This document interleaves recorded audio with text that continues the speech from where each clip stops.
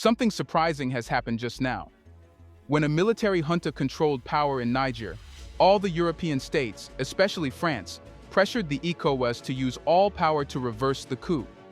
That's why ECOWAS even threatened to invade Niger if Mohamed Bazoum is not reinstated as the president. What's more, the worst forms of sanctions were imposed by the ECOWAS, France, the United States, the World Bank, and various European states. All this was to force Niger's junta to follow what the ECOWAS was demanding. But now, Niger has won, and the West African leaders of the ECOWAS have officially recognized the Niger's junta. This means a surprising defeat of the West. But will the sanctions be reversed? And what about Niger's junta reaching court to lift sanctions? Watch the video till the very end because something surprising is happening in Niger and West Africa. Let's get started.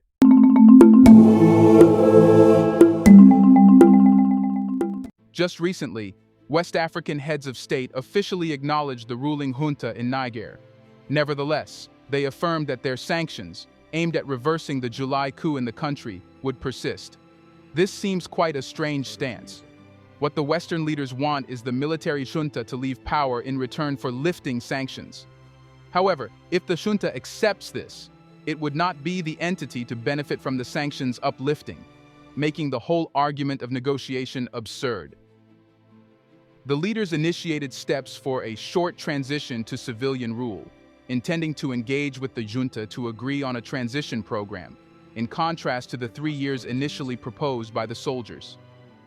Omar Aliou Touré, president of the regional bloc ECOWAS Commission, made this announcement at the bloc's meeting in the Nigerian capital of Abuja. The acknowledgement of the junta by the 15-member bloc dashed hopes of the immediate reinstatement of Nigerian President Mohamed Bazoum, who was deposed amid a surge of coups across West and Central Africa, witnessing 8 military takeovers since 2020.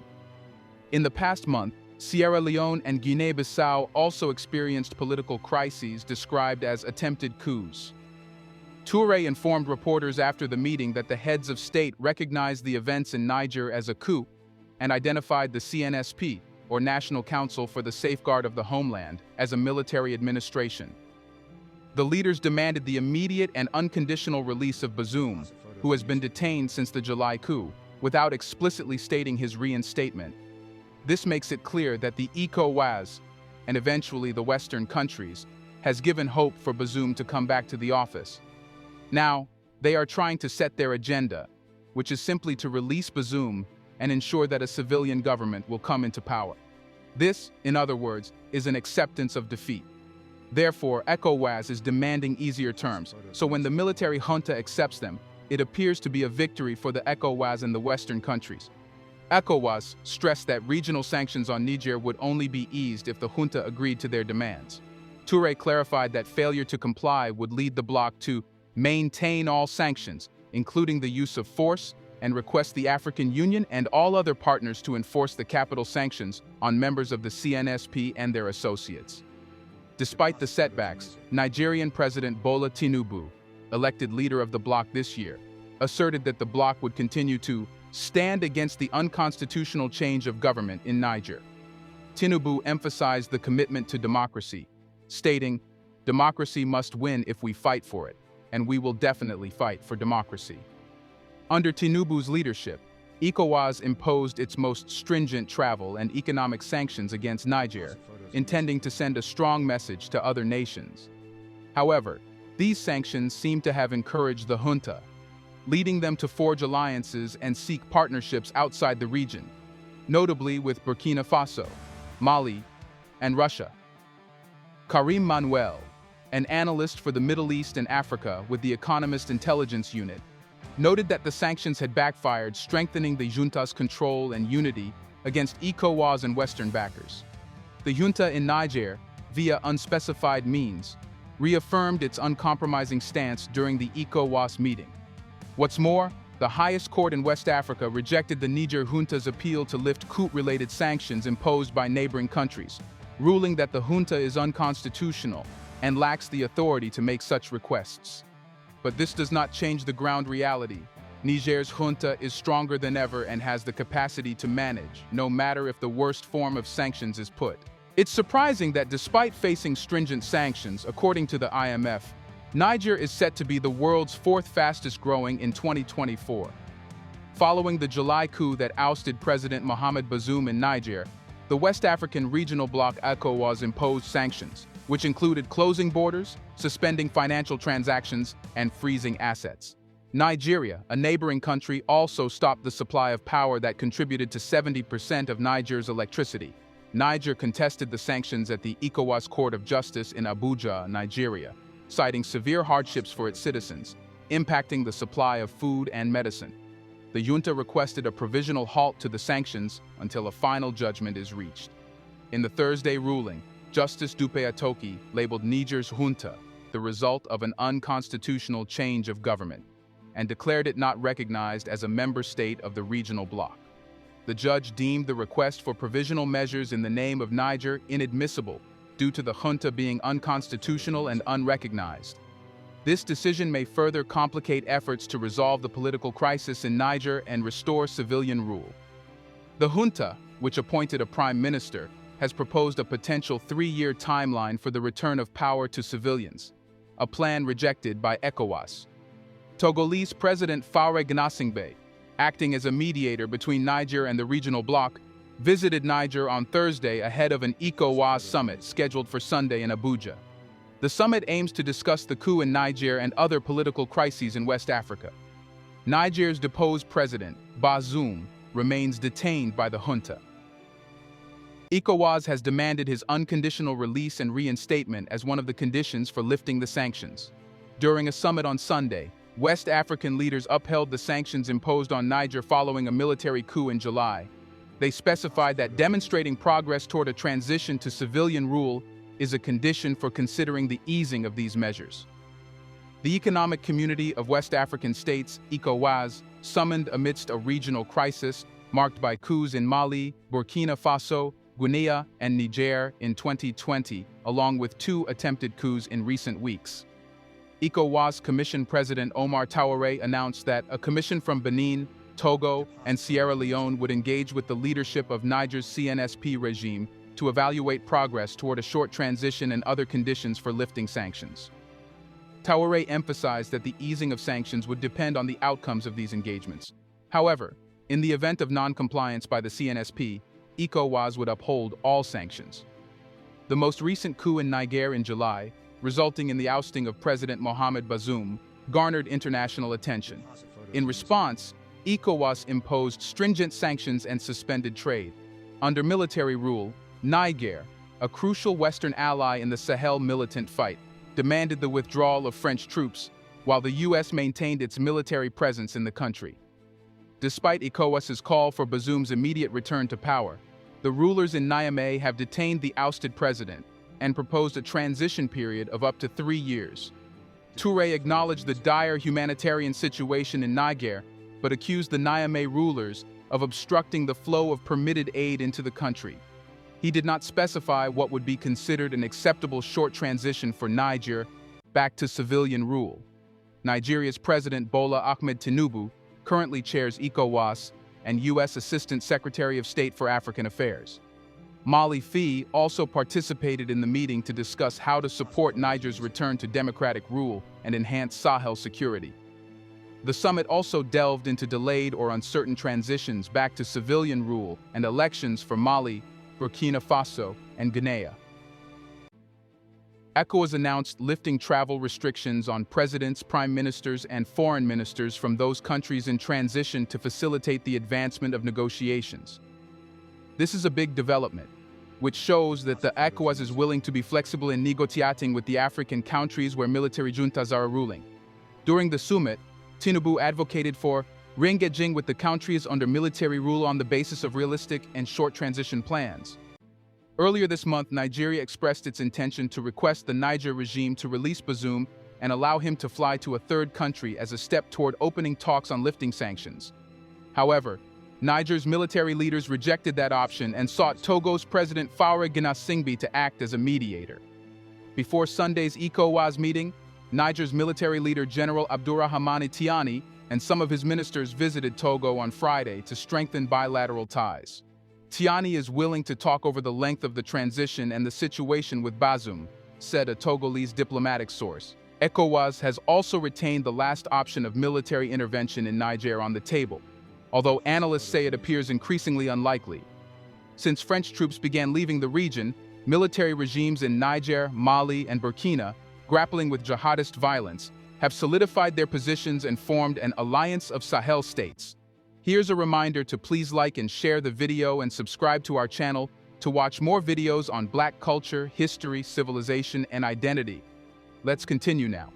Last month, armed attackers stormed military posts, prisons, and police stations in another ECOWAS member, Sierra Leone, in what the government called a coup attempt that killed 21 people. A week later, Guinea-Bissau also denounced an attempted coup, with fighting between the National Guard and Special Forces of the Presidential Guard. Now, West African leaders have set conditions for lifting the sanctions imposed on Niger in the aftermath of a coup in July. They emphasized the necessity for a short transition to civilian rule before considering the relaxation of economic sanctions. A committee composed of leaders from Benin, Togo, and Sierra Leone engaged with Niger's junta to establish the conditions for lifting the sanctions.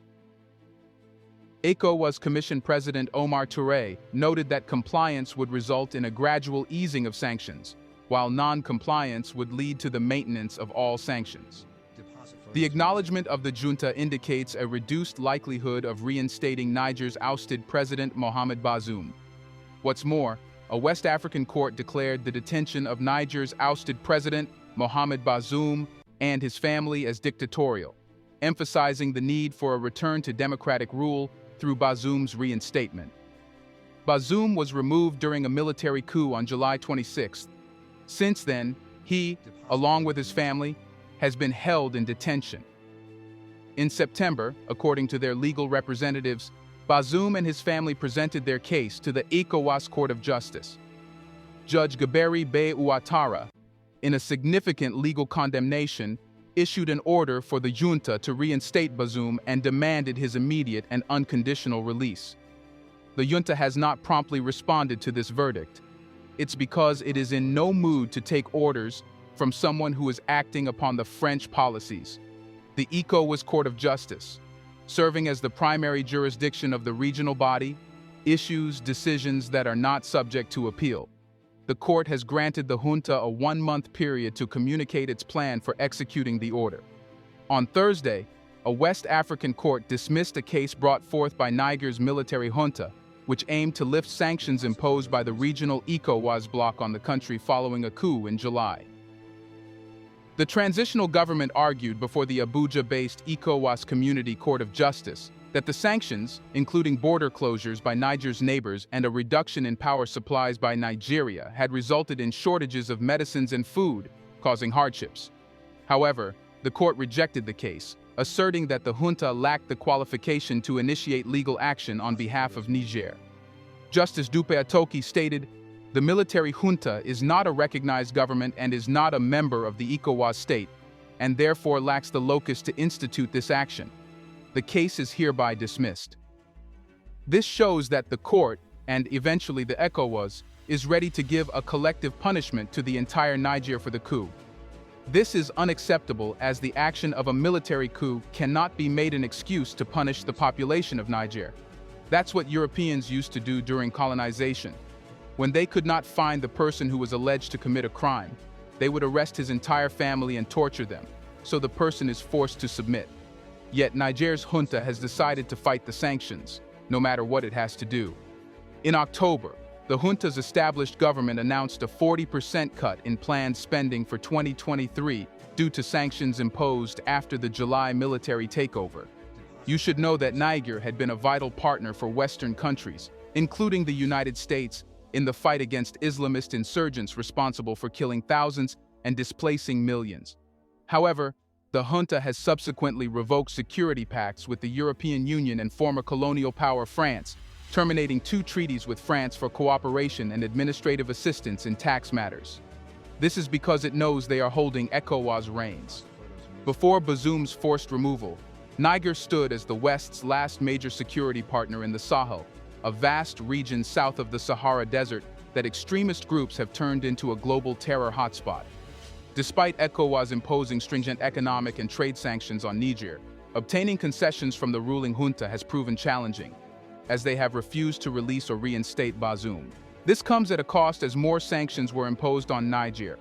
ECOWAS imposed the hardest sanctions while other countries, including the United States, suspended their support in health, security, and infrastructure areas. That's how the Western countries are habituated to blackmail countries, threatening to deprive them of medical equipment and humanitarian aid.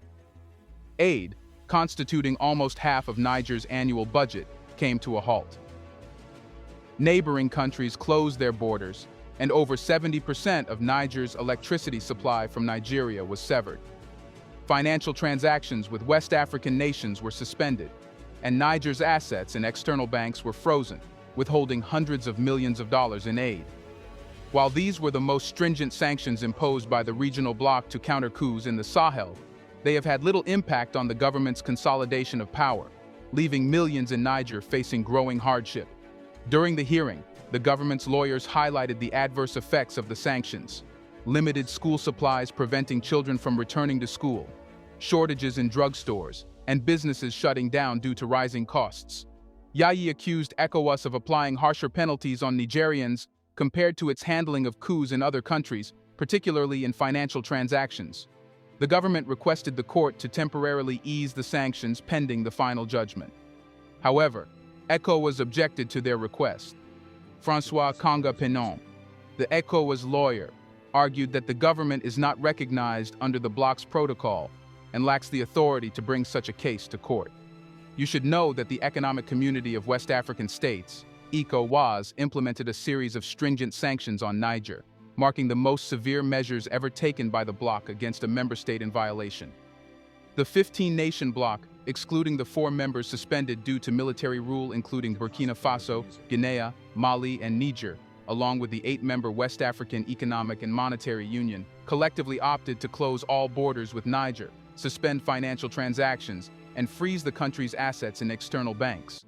Additionally, ECOWAS issued an ultimatum to the junta, calling for restoring constitutional order and reinstating the ousted President Mohamed Bazoum within 1 week or facing further measures, potentially including military intervention. But the junta did not take orders, and the ECOWAS could not muster up the courage to really invade Niger. Invasion meant breaking a major international law to save another international law, which is not justifiable. ECOWAS's initial response to the Niger coup was understandable, driven by valid concerns about the potential contagion of coups in West Africa. Nigeria played a pivotal role in shaping this response. Newly elected Nigerian President Bola Tinubu, who assumed the ECOWAS chairmanship just 2 weeks before the coup, was among the regional heads of state advocating for robust intervention to reinstall Bazoum, seeking to establish himself as a strong leader amidst the regional crisis. There was a consensus that Nigeria's army, the largest in West Africa, would likely spearhead any military action. However, it seems that ECOWAS and Tinubu may have overestimated the situation. While the sanctions effectively conveyed disapproval of coups and exerted external pressure on Niger's military leaders, they have unintentionally resulted in adverse consequences for both Niamey and Abuja. The sanctions have inflicted significant hardship in Niger, causing a ripple effect impacting Nigeria, disrupting a thriving cross-border economy along the extensive Nigeria-Niger border, affecting livelihoods, exacerbating humanitarian challenges, and jeopardizing major rail and gas projects essential for regional trade. On the political front, these sanctions pose a threat to bilateral cooperation on various critical issues, particularly security. Several months after the imposition of sanctions in early August, a recalibration of policies would benefit the populations of both Niger and Nigeria, providing security and economic advantages throughout the region. While actively working to restore democratic rule in Niger, the Nigerian government should simultaneously leverage its influence within ECOWAS to advocate for a review of the existing sanctions. Despite the intended purpose of ECOWAS sanctions to compel Niger's de facto military authorities to reinstate Bazoum, this goal remains unmet. Instead, the broader impact of these measures is disproportionately affecting civilians. The sanctions have cut off Niger from many of its traditional trading partners, worsening chronic food insecurity among vulnerable groups. While the junta maintains ties with neighboring Burkina Faso, Chad, and Mali, viewing them as allies under military rule, the borders with Benin and Nigeria remain closed. As a result, residents are facing shortages of medicine, cereals, and imported items like sugar, powdered milk, and vegetable oil. In August, the World Food Programme, WFP, reported a 21% surge in the price of rice, escalating by over 50% for a 25-kilogram bag of rice by mid-October. Simultaneously, the junta is obstructing the efforts of humanitarian organizations striving to provide relief. While Benin and Togo have granted exemptions in their application of sanctions for humanitarian aid to Niger, authorities in Niger have so far denied entry to trucks from Benin. Alternative routes through Burkina Faso are considered unsafe due to the presence of militants. Aid workers in Niger are currently negotiating access to areas where vulnerable populations reside, with the military insisting that international organizations travel outside the capital only with armed escorts. Power outages are further exacerbating Niger's fragile economy. Normally importing over 2/3 of its electricity from Nigeria, a wealthier neighbor, the sanctions have severely curtailed the supply. In contrast to 2021, when ECOWAS excluded food, electricity, and petroleum products from punitive economic and financial restrictions. Following the coup in Mali, no such exemptions have been granted for Niger. Major cities like Niamey, Maradi, and Zinder are experiencing prolonged blackouts and serious power rationing, compelling many businesses to rely on generators. With fuel in short supply, those unable to obtain diesel or bear the cost of a generator have been forced to shut down. Determining responsibility for this situation among Nigerians is challenging due to the difficulty of gauging public opinion under the junta's regime. Any polling results are, at best, telling. In August, a survey by polling firm Premise Data found that 79% of respondents supported the junta and its actions. Overall, the junta has sought to garner citizen support by framing its power grab as a struggle against France, the former colonial power, which took a firm stance against the generals following the August takeover. However, whether political sentiment leans towards the junta or anti-junta sentiment is suppressed, the sanctions regime has not translated into overt domestic political pressure on the generals. Do you think Niger's military junta will reinstate Mohamed Bazoum for sanctions to be lifted?